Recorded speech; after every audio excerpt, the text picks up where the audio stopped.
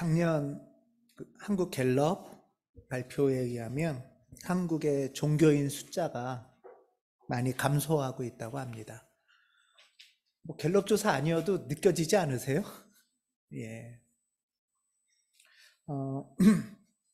갤럽이 이제 2014년에 조사를 한 적이 있는데요.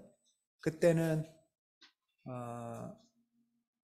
내가 종교인이다 이렇게 설문조사를 했을 때 뭐 내가 뭐 종교인이다 하고 이렇게 답한 사람이 50%였대요.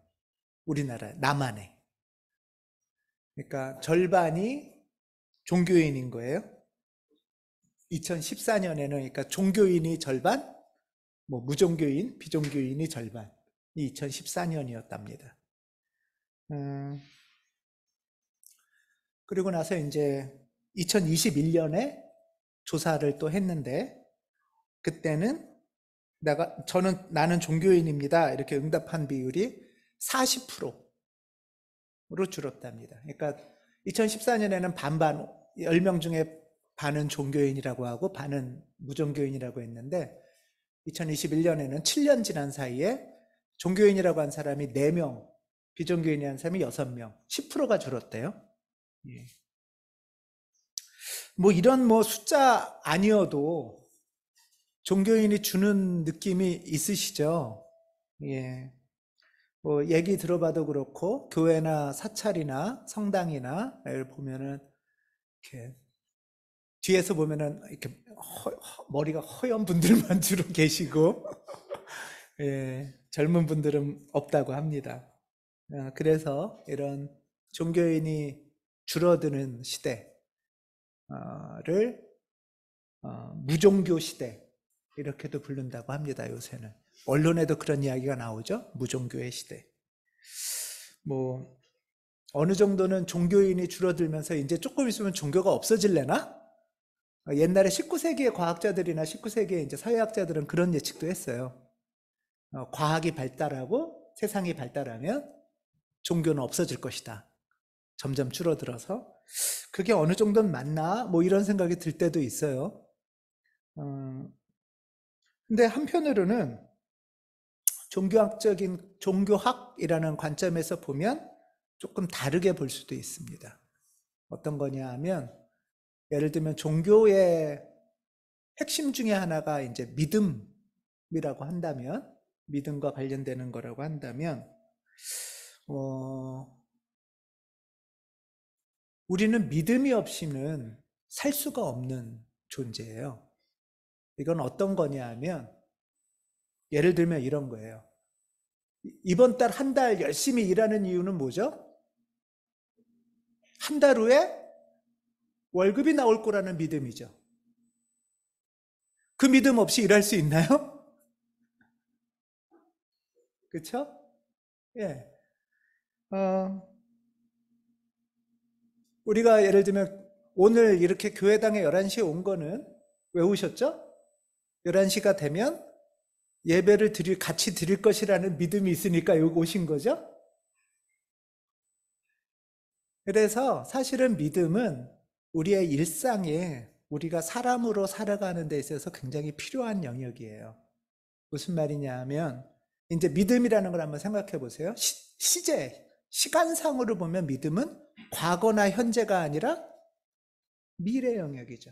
그래서 우리가 미래를 조금이라도 생각한다면 믿음과 관련되는 차원으로 들어가는 거예요. 그렇죠?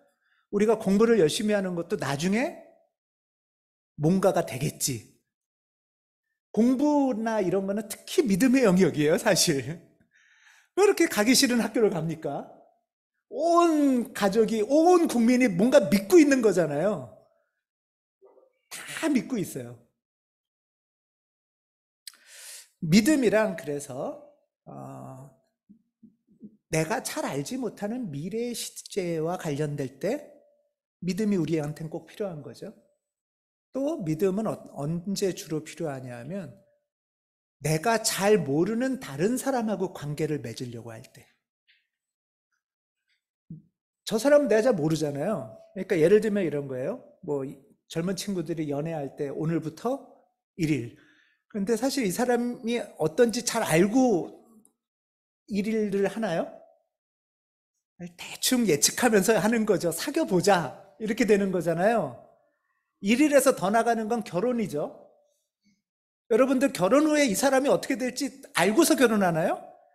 다 거의 대부분 이럴 줄 몰랐다. 이런 거잖아요. 이건 뭐냐 하면 사실 우리는 미래에 관한 영역이든 타인에 관한 영역이든 우리가 잘 모르는 영역으로 내 존재가 확장되는 데 있어서 꼭 필요한 건 믿음이에요. 인간은 그런 면에서 굉장히 종교적인 존재예요. 이해되시죠? 예. 이 믿음이라는 게 그러니까 뭔가 신이 있냐 없냐, 뭐 초월적인 존재가 있다고 믿으면은 뭐 믿음이고 종교고, 뭐 없다고 믿으면 아니, 이런 차원이 아닌 거예요. 뭐 귀신이 있으면은 뭐 종교고 없으면 아니고 이런 차원도 아닌 거예요. 믿음이란 건 방금 말한 것처럼 내가 잘 모르는 영역, 미래가 됐든 타자가 됐든 뭔가 초월적인 뭐가 됐든 내가 잘 모르는 영역으로 나를 확장시켜 나가려고 하는 순간 아주 근원적으로 필요한 어떤 차원이 되는 거죠. 그리고 이것에 깊고 심오한 또는 열정적인 차원이 확장되면 이걸 종교적 차원이라고도 부를 수 있어요. 예를 들면 우리나라 남한의 이 아이들을 향한 공부에 대한 열정, 공부를 막 돈을 막 수천만 원 들이고 수억 들이고 애를 막 쥐 잡고 막 이사하고, 이건 어떤 믿음이죠? 예. 이런 투자를 하면 나중에 좋은 일이 생길 거야. 이걸 종교적 용어로 바꾸면 이런 투자를 하면 나중에 천국 갈 거야. 이거잖아요. 그렇지 않습니까? 예. 보험도 그래요. 예. 미래에 관한 영역에서 여러분들 내 이 보험금을 꼭 타리라 이런 믿음으로 드나요? 암보험은 타고 싶어요? 안 타고 싶어요?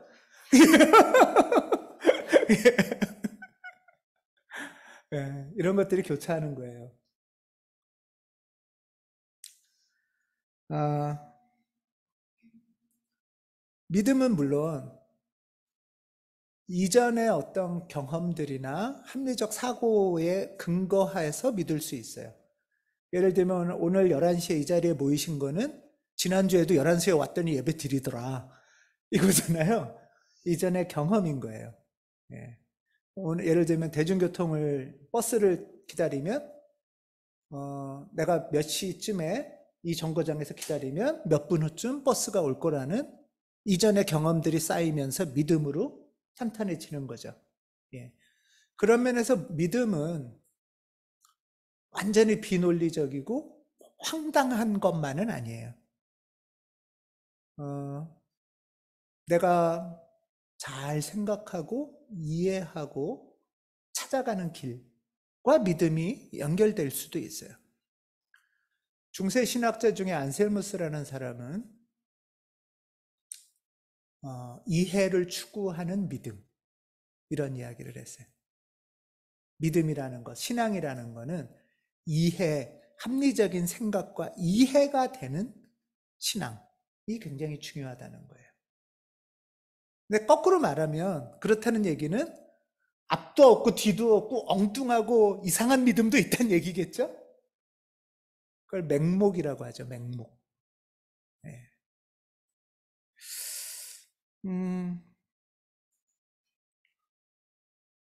우리는 사실 어떤 형태로든 믿음이 없으면 인생을 살 수가 없어요. 하늘이 무너지지 않을 거라는 믿음. 그쵸? 예. 오늘도 내가 집에 가면 집이 그대로 있을 거라는 믿음. 이런 거는 맹목인가요? 합리적 믿음인가요? 예, 어느 정도는 합리적 믿음이에요. 예, 어느 정도는 합리적 믿음이죠. 이런 것처럼 우리는 어느 정도는 합리적으로 공통의 믿음 체계 속에서 살아가는 게 인간의 존재예요.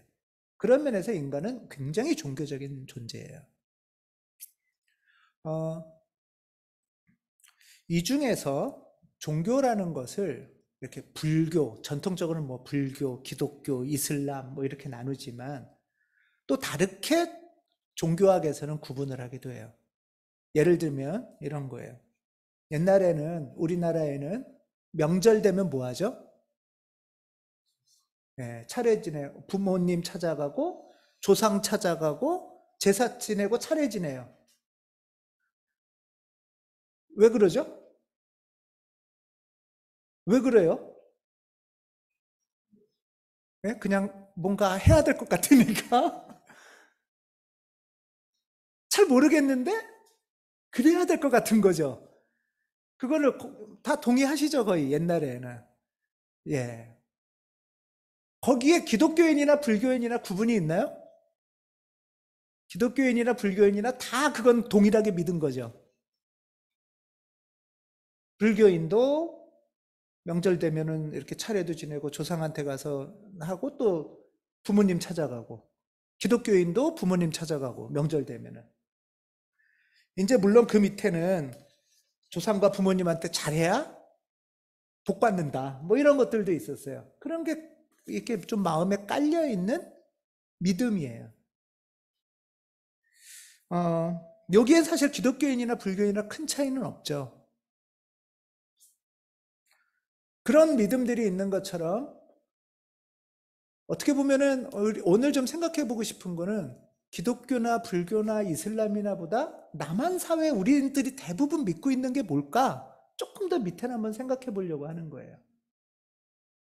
잘 생각해 보면은 큰 차이가 없는 것 같기도 한 거예요. 예를 들면은 기독교인이나 불교나 이슬람이나 한국인, 남한인들 중에 공부에 대한 믿음은 거의 비슷하지 않아요? 기독교인들은 아이 공부 안 시키나요? 비슷하죠? 그냥 단지 똑같은 믿음을 갖고서 어떤 사람은 예배 드리면서 하나님 우리 애 공부 잘하게 해주세요. 불교인은 부처님 우리 애 공부 잘하게 해주세요. 여기는 헌금하고 여기는 기와장 세우면서 그렇게 하잖아요. 그리고 어디는 무당한테 가고 어디는 전 보러 가고 애 이름이 나빠서 공부 못한대 이름 바꿔주고 겉으로 보면은 나는 기독교인이에요 불교인이에요 뭐 무속인이에요 이러지만 유교인이에요 하지만 밑에 사실은 거의 동일한 믿음이 있는 거 아니에요?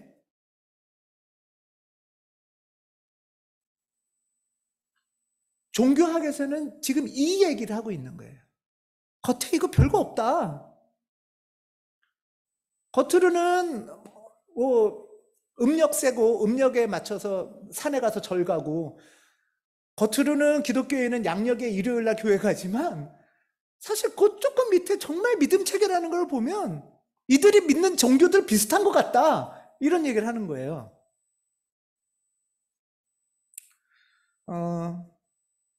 또 예를 들면 한 1, 20년 전만 해도 아이를 낳으면 이제 부부가 결혼해서 아이를 낳으면 이 아이는 누구 성을 따르나요?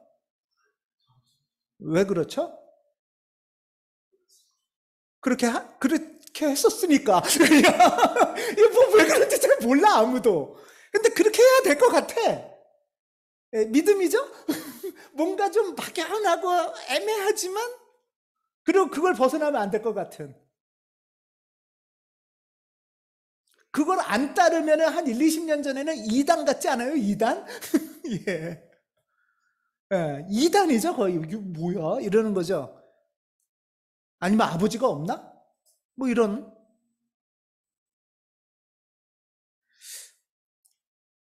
엄마 성을 따르려면 어떻게 해야 되죠, 그러면? 혹시 아세요?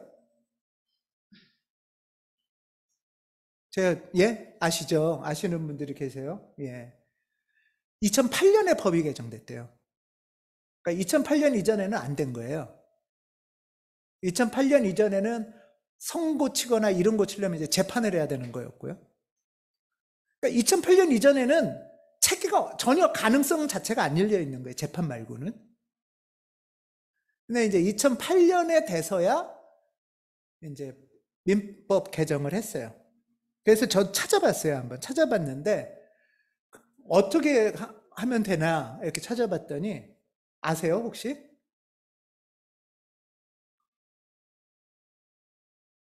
혼인신고할 때 결정한대요. 예, 최근에 혼인신고 해보신 분들은 알지 모르겠어요. 예. 근데 애도 안 낳는데 혼인신고할 때 그걸 결정해야 된다는 게 이상하지 않아요? 예, 애도 아직 안 낳고 애를 언제 낳을지도 모르는데 혼인신고할 때 엄마 성을 따를지 아빠 성을 따를지는 안 물어보고 엄마 성을 따른다면 혼인신고할 때 체크를 해야 된대요. 그래서 어떤 사람이 그 경험을 이제 거기다 쓴 걸 봤는데 체크해서 냈더니 잘못 체크하셨어요 하고 주더래요. 거기 창구에서. 여긴 체크하는 거 아니에요. 왜요? 그랬더니 아, 잘못하신 거 아니에요? 그 사람 처음 봤대요. 거기 근무하는데. 네, 그렇게 해서 물어봤대요. 그래서 체크를 했더니 이제 이 사람도 처음 하는 업무라 막 전화해보고 하더니 근데 거기 단서가 또 있어요. 체크만으로는 안 되고요. 부부의 협의서를 또 따로 써서 내야 된대요. 그러니까 쉽지 않게 만들어 놓은 거예요. 이단 같은 거죠. 예. 이런 게 일종의 다수가 믿는 신념 체계인 거예요. 거기에 기독교인이나 불교인이나 이슬람인이나 별 차이가 없죠. 예. 우리는 껍데기 말고 이 표면 말고 훨씬 밑에 우리가 다 공통으로 믿는 것들이 사실 있어요.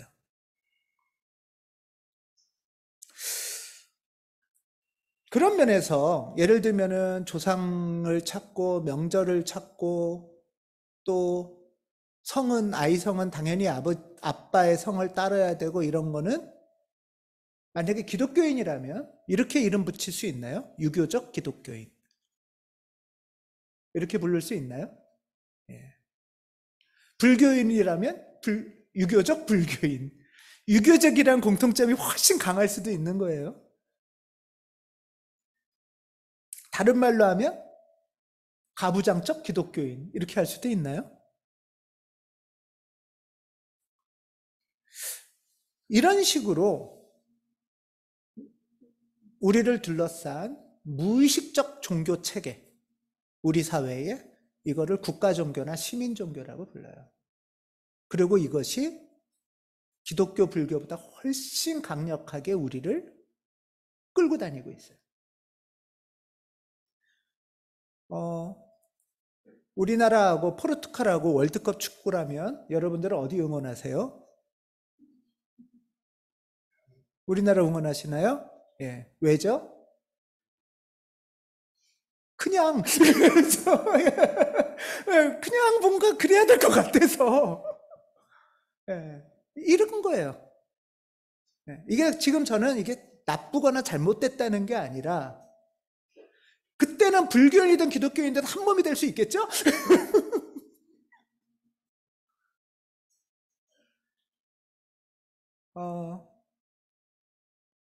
저는 이게 지금 나쁘다고 얘기하는 게 아니라 그런 겁대기 말고 훨씬 우리를 사로잡고 있는 믿음 체계나 신념 체계가 뭘까를 생각해 보는 거예요.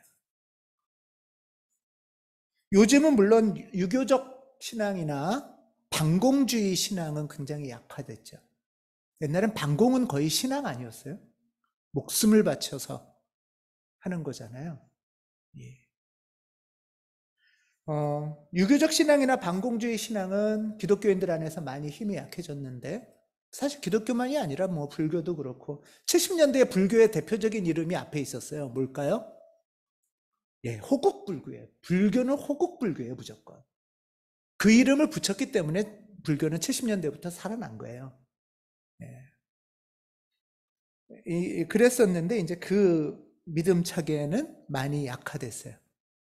요즘은 어떤 믿음 체계가 굉장히 강할까요? 불교든 기독교든 뭐 유교든 반공이든 구분 없이 돈에 대한 믿음 체계가 제일 강력할 거라고 봅니다. 그렇지 않나요? 예. 예를 들면 이런 거예요. 우리 사회는 어, 재산권, 개인의 재산권이 더 중요한가요? 사람의 인권이나 생명권이 더 중요한가요? 어떤 게 더 중요해요? 인권이나 생명권이 중요하면 공짜로라도 아프거나 죽을 것 같으면 병원에서 치료해 줘야겠죠. 그렇게 하나요? 네. 병원의 재산이 더 중요하잖아요. 그렇지 않나요?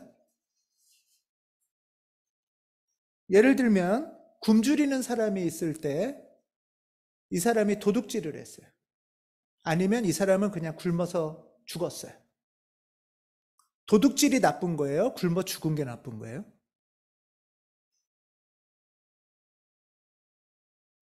굶주리는 사람이 있으면 우리는 안타깝고 안 됐기는 하다 정도의 마음은 있죠. 근데 도둑질을 하는 놈은 나쁜 놈이니까 감옥에 가죠.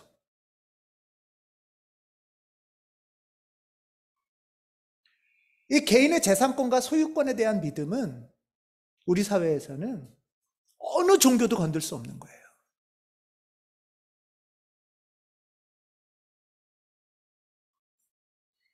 내 돈 내 마음대로 하는데 뭐 왈가왈부해 하는 것에 대한 믿음은 다 용인하는 믿음 체계죠.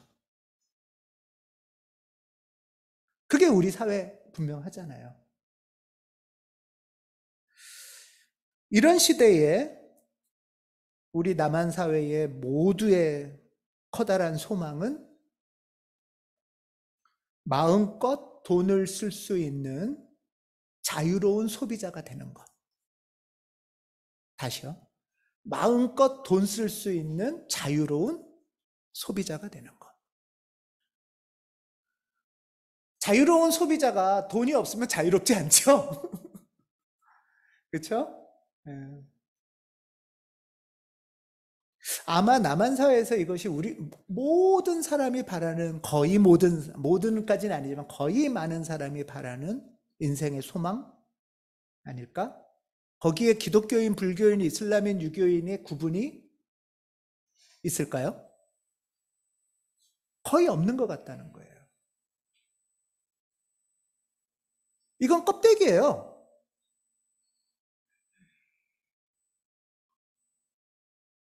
아까 말씀드린 것처럼 오히려 불교인이 돼서 종교인을 하는 이유는 돈 많은 소비자 되려고. 교회 가서 기독교인 되고 예배 드리는 이유는 돈 많은 소비자 되려고. 이게 지금 현실이 아니냐는 거죠. 그래서 사실 우리는 모두 자본주의 신앙인이라고 할 수 있다는 거예요. 이 영역은 건들 수도 없고 건드려도 안 되고 이 믿음 체계에 완전히 다 순종하는 것이 우리 사회의 모습. 그리고 국가는 바로 이 재산권과 소유권을 법적으로 최대한 열심히 보호해 주는 것. 그래서 자본주의 국가인 거죠.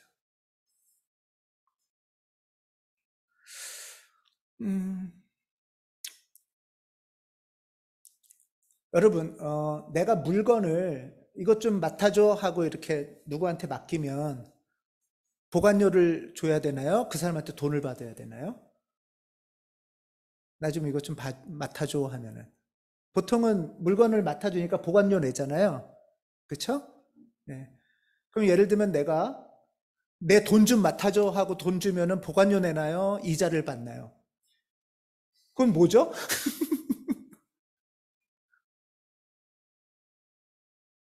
은행에다 내 돈을 내면 은행에 내 보관료를 내야 돼요? 은행으로부터 이자를 받아요? 이상하죠? 그런데 이게 너무 당연한 것 같지만 19세기, 18세기 이전에는 기독교인은 돈을 맡겨도 이자를 받지 않는다는 게 많이 퍼져 있었어요. 특히 16세기 이전에는. 돈을 맡기는데 왜 돈을 받아? 예를 들면 구약 성경에도 그런 말, 이자를 받지 말라는 말이 나오죠.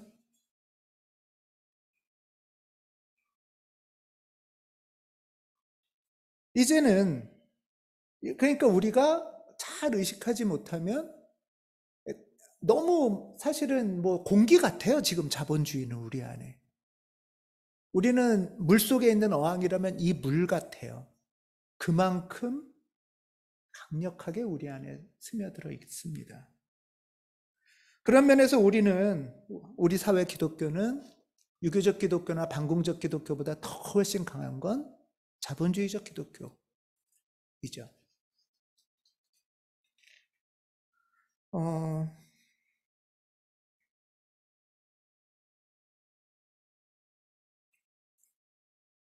사실 제가 그제 어제 말씀을 준비하는데 너무 준비가 잘 안 되더라고요.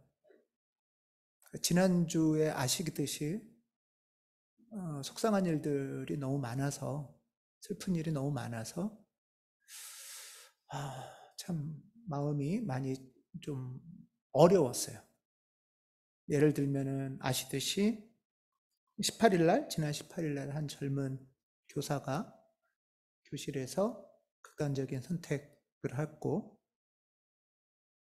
또 그 전날이었나요? 그 다음 날이었나요는 또 젊은 군인이 또 대민지원이라는 걸 갖다가 아무 대책 없이 갖다가 보내가지고 사람 구하려고 들어갔다가 죽고, 뭐 이런 일들이 있는데,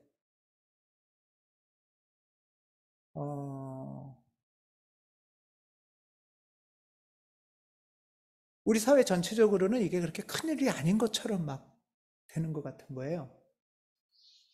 뭐 전우는 잘 모르겠지만, 뭐 대통령 부인은 명품 그 쇼핑을 막 많이 하러 다녔다고 하고, 내 돈 내가 쓰는데 뭐. 이런 게 이제는 아무렇지도 않고, 또 많은 사람들은 나도 저렇게 살면 좋겠다. 이런 마음들이 오히려 퍼져가서 그 사람이 머리 스타일이 어떤지, 옷을 뭐 입었는지에 더 관심이 있는, 그리고 막 그게 언론에 나오는 그런 지금 사회가 되고 있습니다. 지금 우리 사회가 이렇게 막 민원을 넣고 압력을 가하고 막 고통을 줘도 아무렇지도 않은 거는 내가 소비자라는 생각 때문에 그래요. 여러분 이런 말 들어보셨어요? 손님은 왕이다? 들어보셨어요? 그러면 손님은 왕이면은, 내가 돈 내는 손님은 왕이면 여기 있는 사람은 뭐예요? 시종이란 얘기죠? 그쵸? 그러니까 내가 시종 맘대로 부리고 욕 좀 하는데 뭐 어때? 이게 그냥 당연한 거예요. 당연한 모든 사람이 믿는 자본주의 사회의 믿음인 거예요.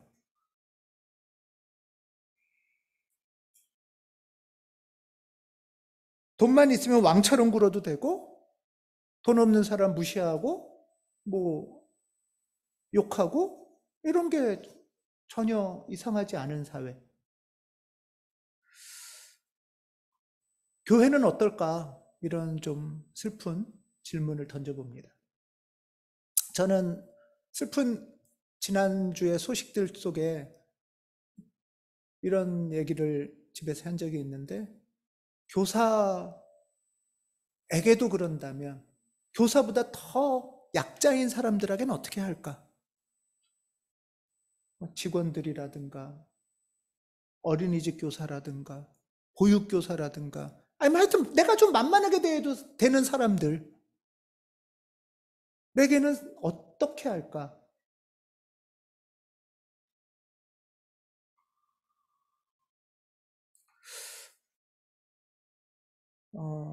또 하나 슬픈 소식은 영성교회 소식이에요. 뭐 아시겠지만, 아시는 분은 아실지 모르겠는데, 그러니까 교회가 대형화되고 대형화로 성공한 교회가, 아버지가 아들한테 그거를 이제 넘겨주고 싶어서. 사실 그게 너무 흔한 일이 돼서 교단마다 세습 금지법까지 만들 정도예요. 교단에. 근데 그거를 또 우회하는 방법들을 개발했어요. 그래서 바로 세습 안 되니까 옆에다가 개척을 시키고 엄청 돈 수백억을 줘서 그랬다가 몇 년 지난 다음에 합병을 해요. 그러고 거기 출신들이 다 신학교 교수가 되고 있고요. 그러니까 이제 교수들이 뭘 가르치겠어요? 그리고 거기 출신의 이번에 한국기독교교회협의회 NCC 총무가 선출된대요. 돈만 있으면 뭐든 할 수 있는 거죠. 이제 교회는 끝장까지 무너지고 있구나 라는 말이 들 정도. 아니, 원래부터 이거는 껍데기인 것 같아요. 훨씬 강력한 믿음은 자본주의 종교인 거예요. 그래서 이런 시대에 최태선 목사라는 분이 이렇게 말했습니다. 종교 인구 감소 시대라는 종교 위에는 잘못된 견해라고 할 수 있다. 왜냐하면 오늘날 그리스도교를 포함하여 모든 종교가 힘을 잃게 된 것은 돈이라는 종교가 다른 모든 종교를 압도하고 잠식하게 되었기 때문이다. 현대는 더욱 종교적인 시대가 되었다. 다시 한번 강조한다. 현대는 종교 인구 감소 시대가 아니라 돈이라는 절대 종교의 등장이라고 할 수 있다. 지금은 그래서 무종교의 시대가 아니라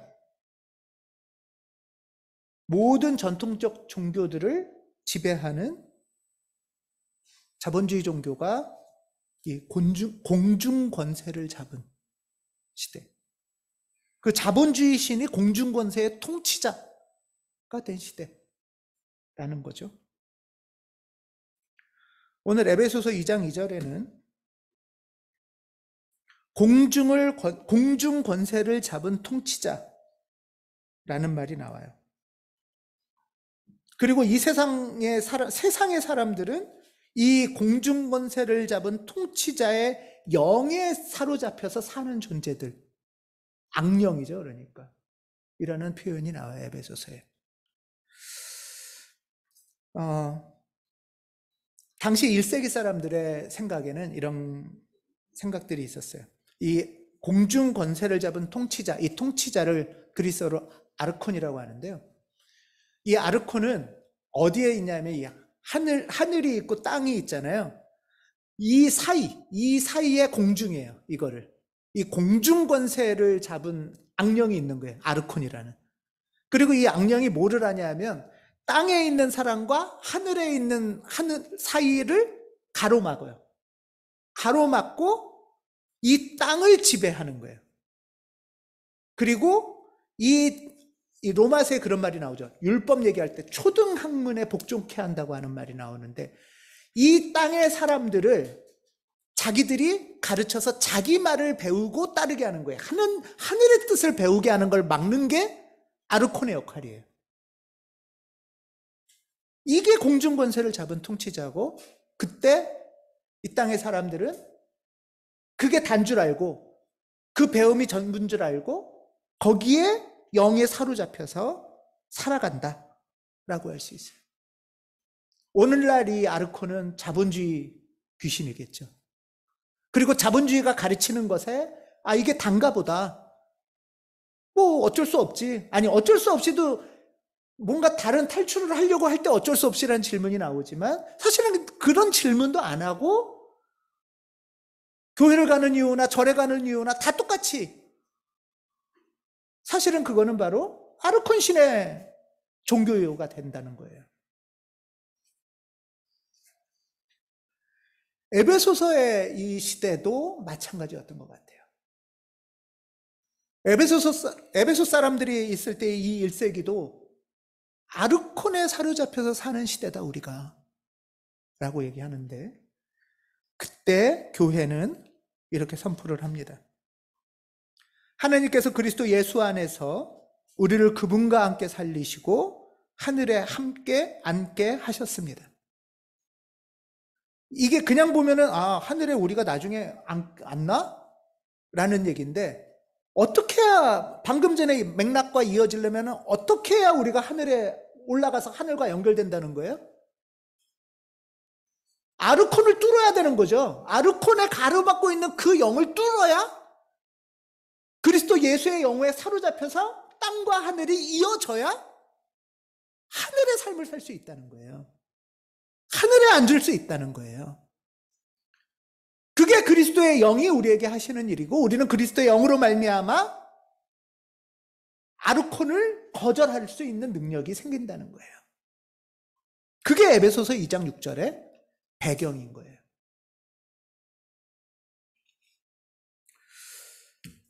이 아르콘의 가로막는 영을 뚫고 하늘로 연결된다는 것은, 지금 이 아르콘의 신이 자본주의 신이라면 우린 다른 기독교를 생각해 볼 수 있는 거죠. 다른 기독교를 상상할 수 있는 거죠. 하늘이 주는 소망을 품어볼 수 있는 거예요. 예를 들면 이런 거죠. 지금 이 자본주의적 기독교가 세?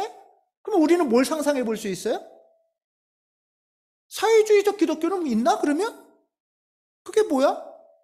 가부장적 기독교가 사로잡고 있어? 그러면은 차별 없는 기독교라는 게 있나? 인간종 중심, 인간종만 최고인 기독교에 사로잡혀 있다면 생태적 기독교라는 거는 뭘까? 분단 반공에만 사로잡혀 있는 기독교라면 서로를 존중하면서 평화를 이루는 기독교라는 건 없나? 하는 게 하늘이 주는 꿈이라는 거예요.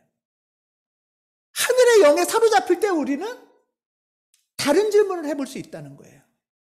그 가능성이 하늘의 영과 연결될 때 가능하다는 거예요. 하늘에 앉아봐야 이게 전부라고 생각하지 않고, 이게 다라고 생각하지 않고 살아갈 수 있는 거죠. 이 세상 풍조가 아무리 퍼져 있어도, 이 세상 통치자 아르콘이 아무리 강해도 그리스도 예수의 영 안에서 우리는 하늘과 연결되는 삶을 살 수 있다라고 말하는 게 교회의 선포, 에베소 교회를 향한 선포인 겁니다. 그게 오늘 2장 10절이에요. 우리는 뭐라고요? 하나님의 작품입니다. 그저 아르콘에 절절매면서 굽신거리면서 그게 단 줄 알고 사는 게 아니라 우리는 하나님의 작품입니다. 선한 일을 하게 하시려고 하나님께서 그리스도 예수 안에서 우리를 만드셨습니다. 창세기 1장에 새하늘 새 땅을 꿈꾸게 하는, 온전케 하는 꿈을 다시 꾸게 하는 선포입니다.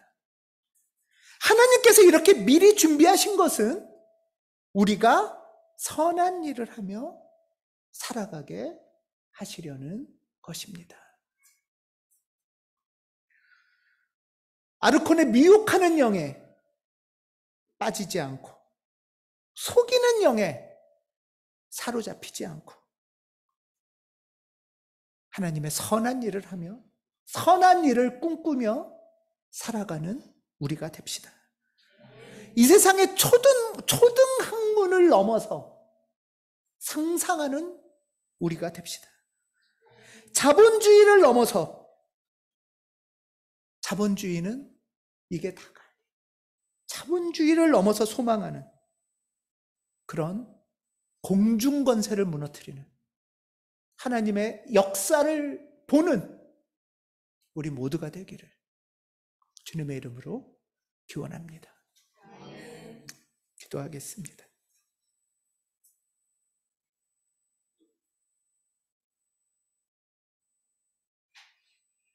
우리는 하나님의 작품입니다.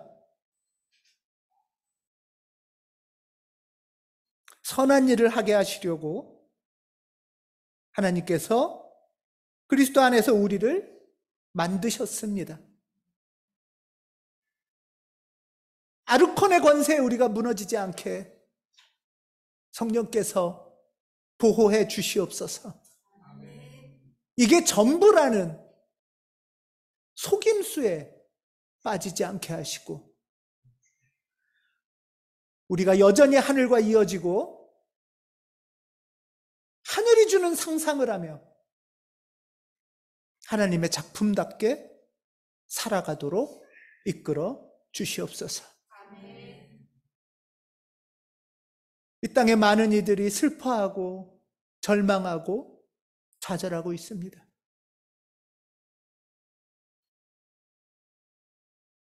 그들도 모두 하나님의 작품임을 서로 알게 하고 하늘의 존재로 살아가도록 하나님의 복된 소식이 전해지도록 도와주시옵소서. 주 예수 그리스도 이름으로 기도합니다. 아멘.